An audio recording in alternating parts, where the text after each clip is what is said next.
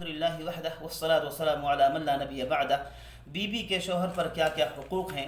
تو سب سے پہلے چلتے ہیں قرآن کریم میں، سورہ بقرہ آیت نمبر 228 میں اللہ تعالیٰ نے فرمایا ہے وَلَهُنَّ مِثْلُ الَّذِي عَلَيْهِنَّ بِالْمَعْرُوفِ، جتنے حقوق مردوں کے بیوی پر ہیں اتنے ہی حقوق بیویوں کے شوہر پر یعنی مردوں پر ہے۔ اس سے اندازہ لگا سکتے ہیں کہ اللہ تعالیٰ کتنے ہی زیادہ موقت ہیں بیویوں کے حقوق میں بھی اور برابری میں۔ دوسری جگہ چلتے ہیں سورہ نساء آیت نمبر 19 میں اللہ تعالیٰ نے فرمایا ہے وَعَاشِرُهُنَّ بِالْمَعْرُوفِ، عورتوں کے ساتھ قاعدے قانون کے حساب سے رہو، کوئی کمی زیادتی نہیں ہونی چاہیے، جو بھی ان کا حق ہے ان کا حق دو۔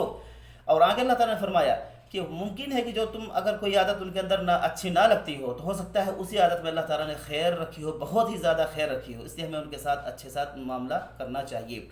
حدیث میں چلتے ہیں تو ترمذی شریف حدیث نمبر 627 میں اللہ کے نبی نے فرمایا ہے خیارکم خیارکم لأہلکم، تم میں سے سب سے بہترین شخص وہ ہے جو تم میں اپنے اہل و عیال کے ساتھ بہتر ہو، یعنی بیوی بچوں کے ساتھ، ماں باپ کے ساتھ، بھائی بہن کے ساتھ بہتر ہو، تب وہ سب سے بہتر مسلمان اور مومن ہو سکتا ہے۔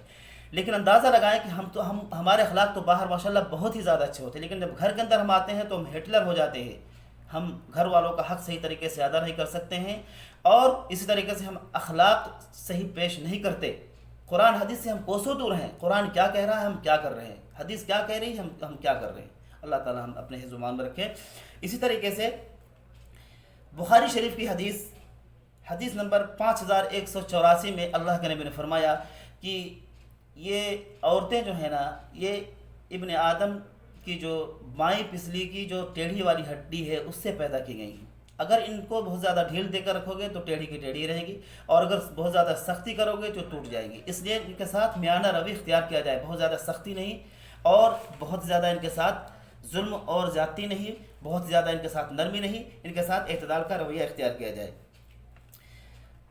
حدیث کا نچوڑ کچھ اس طریقے سے میں پیش کر رہا ہوں کہ 5 ایسی عادتیں ہیں جو اللہ کے نبی کی سنت سے بات ثابت ہوتی ہے، اگر ہم وہ طریقہ اپنائیں گے تو انشاءاللہ میاں بیوی کے درمیان محبت قائم رہے گی اور تفریق، نا اتفاقی اور طلاق کی نوبت نہیں آئے گی۔ نمبر 1، شوہر گھر میں اعتماد کی فضا کو قائم رکھے، یعنی شکوک و شبہات میں گرفت نہ کرے۔ نمبر 2، بیوی کی صریح اور بڑی غلطی پر بھی فوراً مواخذہ نہ کرے، بلکہ جب غصہ ٹھنڈا ہو جائے تو تنہائی میں لے جا کر کے سمجھائے۔ نمبر 3، بچوں کے سامنے بیوی کو نہ تو ڈانٹنا چاہیے اور نہ ہی سمجھانا چاہیے، کیونکہ اس کا برا اثر بچوں پر پڑتا ہے۔ نمبر 4، ماں بہن اور بیوی کا احترام کریں، تینوں کی بات سنیں اور تینوں میں سے ہر ایک کی عزت کریں، کسی کو کسی کے سامنے ذلیل نہ کریں، تو انشاءاللہ نا اتفاقی نہیں ہوگی۔ نمبر 5، بیوی کی خدمات کو سراہیں، ان کے کاموں کی تعریف کریں اور ہر وقت ہر جگہ پہ نقص نہ نکالیں۔ نمبر 6، بیوی پر بلا وجہ تنقید نہ کریں اور ہر جگہ اپنے ہی کو سب سے زیادہ فائق، سب سے زیادہ سمجھدار ثابت کرنے کی کوشش نہ کریں، ان سے رائے لیں، ان سے مشورہ کریں اور ان کو بھی اہمیت دیں۔ تو انشاءاللہ ان اگر 6 چیزوں کا اگر ہم خیال رکھیں گے تو میاں بیوی کے درمیان محبت برقرار رہے گی۔ اللہ تعالیٰ سے دعا ہے کہ اللہ تعالیٰ ہمیں تمام مخلوق کے حقوق کو ادا کرنے والا بنا دے، آمین۔ وما علینا الا البلاغ المبین۔